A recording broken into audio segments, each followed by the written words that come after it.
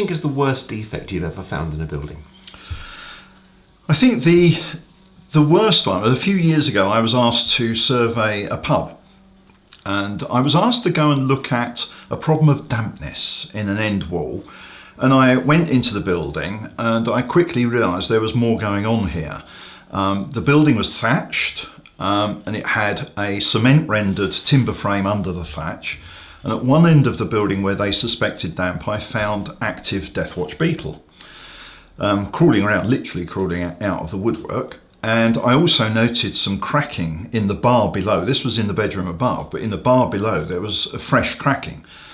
So I suspected that the frame was beginning to deteriorate quite significantly, and I asked for the contractors to remove the render. A few days later, I went back on site and they'd removed a very small part, and I said, "Why haven't you removed more?" And they said, "Because the building's moving." And it turned out that the render was the only thing holding the building up. Yes. The frame as it was shot to pieces. It was completely deteriorated, and we ended up having to rebuild the complete frame. But I think in terms of having found an active problem on site, that was probably the most worrying. We had to prop up this building there and then with bits of timber and acros and so on and so forth. So that was probably the most worrying there and then. That's old buildings. What about new buildings? A couple of years ago, I was asked to look at a new building that was had been built by a one-off builder. It was under the NHBC scheme, and it had been built for a specific couple.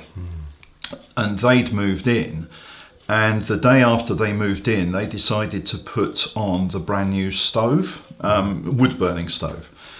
And within half an hour, they were feeling very drowsy, and they turned it off, and they discovered that the flue wasn't connected, and if they'd have left it on, it could have killed them. Goodness. And that was probably the worst defect in a new build. I mean, they then discovered other problems: leaking roof, the floor not finished correctly, major problems. I mean, I calculated that you were looking at a couple of $100,000 to correct faults that were in a new building, and this had been signed off as completed for building regulations and NHBC. They'd all signed it off as being perfectly okay, and it was actually uninhabitable.